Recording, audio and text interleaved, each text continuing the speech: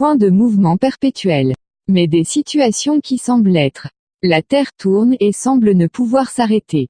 Nous parlons de carburant ou d'énergie en sous-entendant épuisable. Mais l'humanité, si elle était une énergie, semble être inépuisable. Nous considérons l'électricité comme une source d'énergie. Peut-être parce qu'elle se transforme en lumière, en chaleur, en froid dans nos foyers. Selon certains, rien n'est gratuit, tout demande un certain travail, notion même de l'énergie en physique, et fait allusion à la loi de conservation de l'énergie, qui dit que rien ne se crée, rien ne se perd, tout se transforme. Selon eux, du fait que rien ne se crée, produire plus en consommant moins est impossible. Si rien ne se crée, cela signifie que la nature qui nous fournit l'énergie est semblable à un récipient qui ne peut délivrer qu'une certaine quantité de cette même énergie et semblerait donner raison au carburant épuisable. Or, première approche, le photovoltaïque prouve le contraire. En effet, cette énergie est dit inépuisable, un non-sens en fait, mais bien réel. Que se passe-t-il si je change le terme perpétuel par entretenu? Quel va être votre point de vue? Exemple. Mouvement entretenu. Certains qui dans la science me comparaient au diable se disent tiens, c'est pas bête. Les orages ne sont-ils pas de l'électricité potentielle? Ne sont-ils pas entretenus par des cycles naturels? Ne pourrait-on pas dire que la foudre est une énergie électrique provenant d'un mouvement cyclique entretenu par la nature? Attention. Je n'avais pas prononcé le terme perpétuel, donc j'ai droit à me faire comprendre et être écouté, car je n'ai pas employé le mot tabou. Se poser des questions n'est pas interdit, une personne du monde des sciences m'a dit que la science sans remise en question n'est pas de la science. Pourquoi donc devrait-on créer, pour produire plus en consommant moins? Certaines LED consomment peu et produisent beaucoup de luminosité, exemple LED laser. Plusieurs supercondensateurs peuvent être chargés en quelques fractions de secondes et produire beaucoup plus en décharge étalée sur un délai beaucoup plus long. N'est-ce pas une preuve que quelques exceptions ne confirment pas la règle? Un bus qui fonctionne sur une batterie de condensateur, la vidéo se trouve sur YouTube. Faites le calcul, le poids avec la force de traction, tout ça en ponctionnant graduellement de l'électricité et en déchargeant en 10 secondes, vous vous dites oui, c'est parce que la puissance transmise au condensateur est égale à celle restituée pour faire avancer le bus. Alors un petit calcul, qui devrait faire peur à personne. Q égale CU. Q égale coulomb, C égale capacité des condensateurs, U égale tension en volts. 10 F égale à un condensateur et son unité. Si ce supercondensateur, car un condensateur qui atteint d'un F ou plus est considéré comme tel, est alimenté par 2 volts. Vous obtenez 10 par 2 égale 20 coulombs. Or, 1 coulomb égale 1 ampère à la seconde. Donc, si on fournit 2 volts avec 1 ampère à l'entrée, cela va nous donner P égale UXI exprimé en watts. 2 fois 1 égale 2 watts et à la sortie, 2 volts fois 20 ampères égale 40 watts en une seconde. N'y a-t-il pas plus de puissance fournie que de puissance consommée? Et là, la question sera oui, mais c'est à la seconde. Donc dites-moi combien consomme mon condensateur à l'entrée à la seconde et vous verrez qu'il consomme toujours moins. Mais si vous n'êtes toujours pas convaincu, alors que se passerait-il si un système à basculer du condensateur déchargé à celui chargé de sorte qu'il n'y ait pas de coupure? Nous obtiendrions une décharge de plusieurs secondes, voire quelques minutes, renouvelée sans interruption, de quoi fournir 20 fois plus d'énergie en sortie qu'à l'entrée. Nous pourrions prononcer un mot interdit dans le vocabulaire des scientifiques politiquement respectueux de la déontologie de l'Académie des sciences en disant générateur surnuméraire. Certains se jetteront sur l'occasion pour dire des croyances à tout va, mais non, il n'y a pas d'énergie tirée de l'espace, il n'y a qu'un phénomène naturel utilisé en l'organisant de sorte d'obtenir plus en sortie qu'à l'entrée. L'effet Casimir prouve qu'il existe la possibilité de produire un travail ou un mouvement en partant d'influences qui proviennent du vide. Cela prouve l'existence de la première machine à énergie libre, même si elle n'a pas l'apparence de l'image que l'on en a.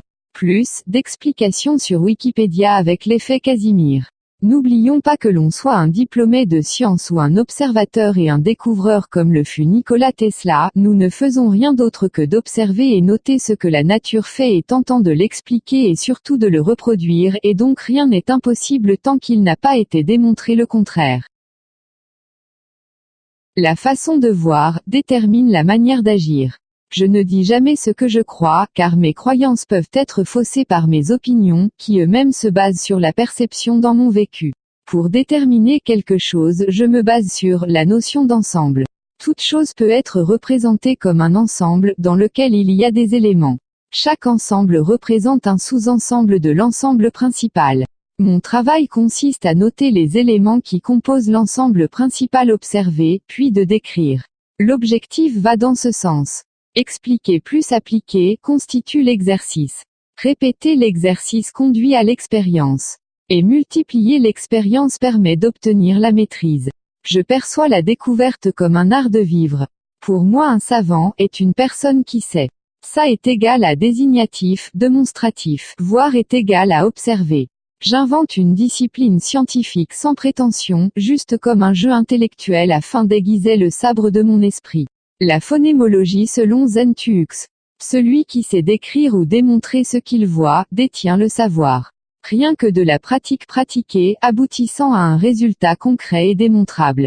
Faites l'expérience, prenez n'importe quoi, fixez votre regard dessus et imaginez qu'il s'agit d'un ensemble. Maintenant, de quoi est-il composé à première vue? Allez, je me dévoue, je prends ce stylo dans ma main, je fixe mon regard dessus. Je vois une tige longue avec une pointe qui marque au bout, je vois qu'il est en métal ou plutôt, de couleur métallique car je me souviens avoir déjà vu cette couleur sur un portail, il a à l'autre bout un bouton, je sais que c'est un bouton car on peut appuyer dessus et que dans ma vie j'ai déjà eu l'occasion d'appuyer et de savoir que cela s'appelle bouton. Je vois qu'il écrit en noir. J'arrête là, on peut continuer et aller très loin. Cet exercice développe l'esprit d'observation, mais pas seulement, il permet d'avoir les pieds sur terre. En notant les éléments qui composent cet ensemble, on peut parvenir à décrire ce stylo, même si d'autres le feront mieux que moi. De plus, on cultive la logique, car chaque élément qui se trouve dans la composition de ce stylo ne sont pas là par hasard, et nous amène à découvrir le principe de causalité, et donc nous conduit à découvrir que le hasard n'existe pas et que de plus on peut le démontrer. Cultiver cette méthode, notion d'ensemble, est gratuite, ne coûte que le prix de ses efforts d'observation et apporte quelque chose de bien plus grand que l'argent, car elle nous transmet le bon sens. Avec le bon sens on peut multiplier les astuces, la débrouillardise et même inventer des choses incroyables.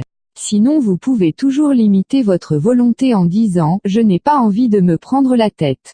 Dans ce cas, il ne faudra pas se plaindre quand des autorités voudront vous faire avaler des couleuvres. J'ai un dicton bien à moi pour me protéger de moi-même si un jour je suis à la place d'une autorité, afin de ne jamais oublier que l'humilité est une énergie qui nous permet de ne jamais limiter le pouvoir de l'esprit et permettre aux autres de pouvoir toujours dire quelque chose et peut-être de nous en faire découvrir. Je dis, là où il y a une autorité il y a un pouvoir, là où il y a un pouvoir il y a des privilèges et enfin, là où il y a des privilèges il y a souvent abus de droit. Salut. J'ai encore cogité sur les ondes scalaires. J'ai une idée, liée à un raisonnement qui vaut ce qu'il vaut. Imagine une étendue d'eau plane, qui a un fond très important, comme un lac profond. La surface comme un miroir. Si je laisse tomber un caillou, d'une certaine hauteur, il va former un creux. Ce creux sera en fait une déformation de la surface plane. J'y vois deux tensions possibles, l'une qui s'exerce verticalement comme celle produite par mon caillou, et l'autre horizontalement qui s'exercerait à la façon du vent sur l'eau. Le creux va générer une force qui va se déplacer dans le sens de la courbe du creux, qui va remonter et provoquer une bosse, c'est l'effet de la vague sur l'eau. La valeur de propagation de la vague dépend de la tension horizontale qui s'exerce sur le plan de l'eau, provoquée par un effet ressort dû au volume d'eau contenu dans le lac et qui est déterminé par la violence de l'impact du caillou sur l'eau exercée verticalement. Cette valeur dépend du poids et de la hauteur d'où part le caillou et qui se traduit par la vitesse et la masse de ce même caillou. On peut constater qu'il faut une très grande quantité d'énergie exercée verticalement pour propager des ondulations sur tout le lac, qui puissent générer des vagues importantes, ce qui va inexorablement se traduire par des vagues de plus en plus petites. Mais si l'on prend le vent qui lui serait exercé horizontalement, alors le creux va pousser un volume d'eau qui va générer des vagues de plus en plus grandes, car à chaque creux apportera un volume d'eau supplémentaire, et en vertu d'une loi simple qui dit que des vagues qui en poussent d'autres en génèrent de plus grandes. Le vent est plus faible qu'un caillou, mais plus présent, donc d'un rien génère de grandes vagues. Les ondulations sont des ondes qui se propagent sur l'eau. Le scalaire nous dit qu'elles se propagent en ligne droite. Donc je pourrais dans ma représentation dire que l'action du vent sur mon lac est scalaire et que mon caillou est alternatif. Et là cela change tout, on voit que la bobine Tesla pourrait générer des ondes stationnaires avec une action scalaire. Une petite impulsion entretenue qui génère de grandes vagues.